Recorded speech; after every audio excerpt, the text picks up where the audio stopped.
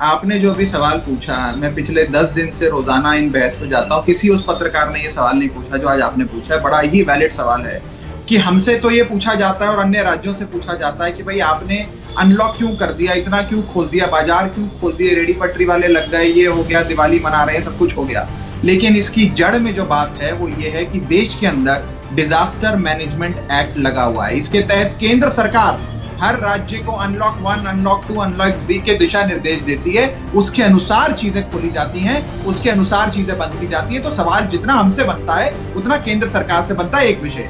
दूसरा विषय, ये महामारी से हम सब पहली बार सामना कर रहे हैं। हर राज्य, हर केंद्र सरकार, हर नेता से भूल चूक हो सकती है। अब जैसे ही मैं अभी संबित पात्रा जी प्रधानमंत्री जी का जिक्र कर रहे थे, प्रधानमंत्री जी ने जब हमें इस बीमारी के बारे में नहीं मालूम था तब कहा था कि महाभारत 18 दिन में खत्म हुई थी, कोरोना वायरस देश से 21 दिन में भाग जाएगा।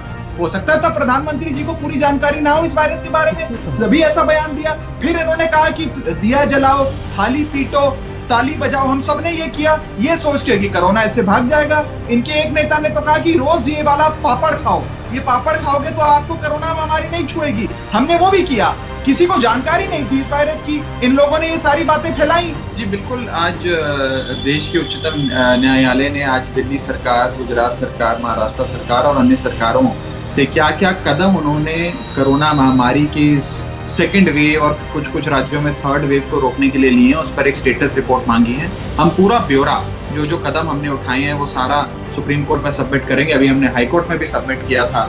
और मैं आपको बता दूं, जो आप स्टेप्स पूछ रहे हैं कि 1 नवंबर से देखा गया कि दिल्ली के अंदर संक्रमण की दर बढ़नी शुरू हो गई। अगस्त, सितंबर, अक्टूबर के महीने में एक स्थिरता सी आ गई थी, 5-7% के आसपास संक्रमण की दर थी। जो नवंबर में बढ़ी, उसके कई कारण हो सकते हैं, जिसमें एक लापरवाही भी है, महामारी की थकान है, वायु प्रदूषण है, कई चीजों के चलते। और 1 नवंबर से जो दर बढ़ी वो 7 नवंबर को आते आते 15.5% पे पहुंच गई थी। बहुत ऊंची संक्रमण की दर हो गई थी।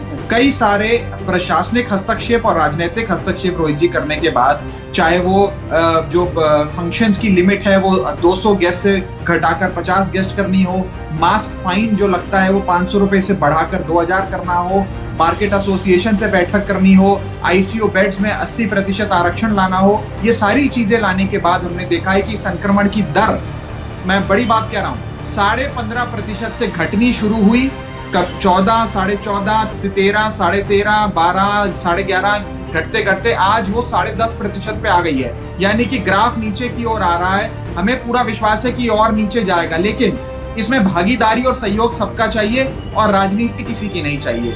इसमें केंद्र सरकार से भी भागीदारी हमें चाहिए, अन्य राजनीतिक दलों से भी चाहिए और जनता से भी चाहिए। हमने देखा रोहित जी की समाज का भी एक छोटा सा तबका एक प्रकार की लापरवाही, एक प्रकार की महामारी की थकान से गुजर रहा था, जिसके चलते मास्क नहीं पहने गए, जिसके चलते सामाजिक दूरी का पालन में थोड़ी कोताही बरती गई। इसके चलते अब आज अवेयरनेस ड्राइव चलाई जा रही है। तमाम विधायक, सांसद आम आदमी पार्टी के, मैं खुद कल अपनी विधानसभा क्षेत्र में जगह जगह मास्क बांट रहा था। आज हमारे सारे कार्यकर्ता मास्क बांट रहे हैं ताकि एक जागरूकता का अभियान भी चलाया जाए, क्योंकि कम्युनिटी ट्रांसमिशन रोकने के लिए कम्युनिटी ने भी एक बड़ी जिम्मेदारी निभानी है रोहित जी। मैं जब दिल्ली मॉडल की बात करता था, जिसपे मैं आज भी कायम हूं, मैं ये कहता था कि देश का नहीं, दुनिया का पहला प्लाज्मा बैंक और प्लाज्मा थेरेपी अरविंद केजरीवाल जी ने दिल्ली में शुरू करी।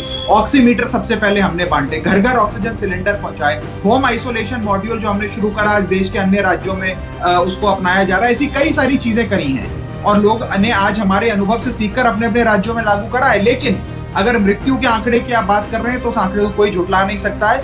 लेकिन एक भी मौत को मैं जस्टिफाई नहीं कर रहा हूं, लेकिन इतना कह रहा हूं कि अगर आप एक औसतन मृत्यु दर देखें, जब से ये महामारी आई हमारे देश में मार्च के महीने से लेकर आज तक, तो भी जो मृत्यु दर है वो अन्य राज्यों के मुकाबले दिल्ली में कम है। हमने जाने ज्यादा बचाई हैं, कुछ जाने गई हैं, उसका हमें बहुत अफसोस है। आज यदि हम बात करें, मैं कोई राजनीति नहीं कर रहा हूं, पर क्योंकि माननीय सुप्रीम कोर्ट ने गुजरात का भी जिक्र करा, आज अहमदाबाद के अंदर जो मृत्यु दर है वो देश की सबसे सर्वाधिक है, 4.1% डेथ रेट है। दिल्ली में वो 1.5 है। तो मृत्यु दर तो अहमदाबाद में हमसे 3 गुना ज्यादा मौतें हो रही हैं। देखिए, मैं ईमानदारी की बात करता हूं। आप हमारा कोरोना मोबाइल ऐप खोल लीजिए, उसमें आपको 7,500-8,000 बेड जो आज भी खाली हैं वो दिख जाएंगे कौन कौन से अस्पताल में। लेकिन ये हो सकता है रोहित जी कि मान लीजिए आप साउथ दिल्ली में रहते हैं और आप कहें कि मैक्स अस्पताल जो साउथ दिल्ली में है उसके अंदर मुझे एक बेड चाहिए, हो सकता है वो अस्पताल फुल हो गया हो। इसीलिए अप्रैल मई के महीने में ही अरविंद केजरीवाल जी की दूरदृष्टि ने ये समस्या समझी और मोबाइल ऐप इजाद करी